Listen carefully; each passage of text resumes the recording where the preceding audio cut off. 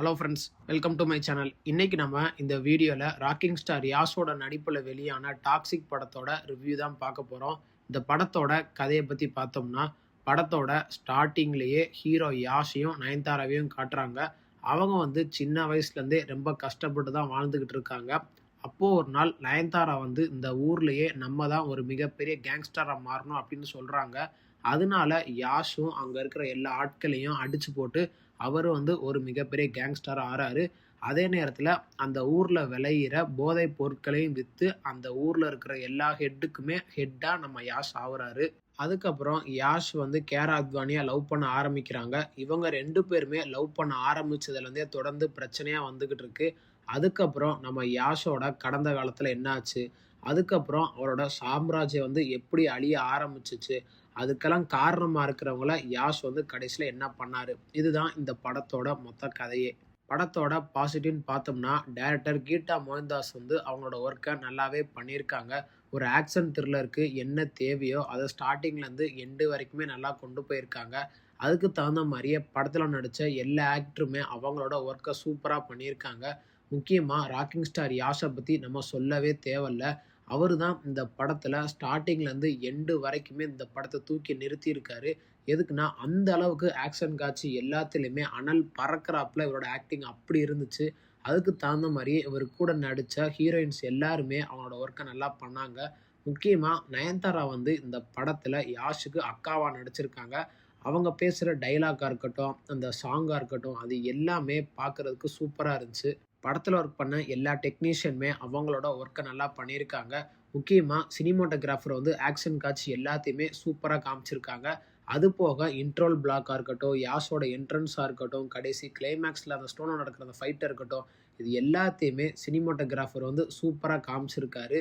படத்தில் டைரக்டர் ஸ்டார்டிங்கில் இருந்தே எமோஷனாக இருக்கட்டும், ரொமான்ஸாக இருக்கட்டும், ஃபைட்டாக இருக்கட்டும், ஃப்ளாஷ்பேக்காக இருக்கட்டும், இதெல்லாம் எங்கேயுமே குறை வைக்காமல் ஸ்டார்டிங்லேருந்து எண்டு வரைக்குமே நல்லா கொண்டு போயிருக்காங்க. அதுக்கு தகுந்த மாதிரியே யாஷும் அவரோட நடிப்பை வேறு லெவலில் வெளிக்காட்டியிருக்காரு. அதுலேயும் முக்கியமாக கடைசி கிளைமேக்ஸில் யாஷுக்கு பைத்தியம் பிடிச்ச மாதிரி சில காட்சி வச்சுருப்பாங்க. அதை மட்டும் நம்ம டைரக்டரும் கொஞ்சம் அவாய்ட் பண்ணியிருக்கலாம்.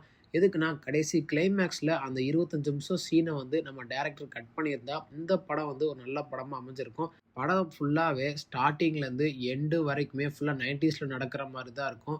கோவாவில் போர்ச்சுகல்ஸ் இருக்கும்போது பண்ண ஆட்சியை காமிச்சதாக இருக்கட்டும், அதுக்கப்புறம் கோவாவில் நம்ம ராக்கிங் ஸ்டார் யாஷோட ஆட்சி வந்த பிறகு அவர் பண்ணுற அந்த அட்ராசிட்டியை காமிச்சதாக இருக்கட்டும், அது எல்லாத்தையுமே டைரக்டர் நல்லா காமிச்சிருக்காங்க.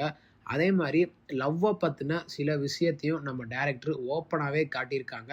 அதெல்லாம் ஓரளவுக்கு படத்தில் பார்க்குறதுக்கு நல்லாவே இருந்துச்சு.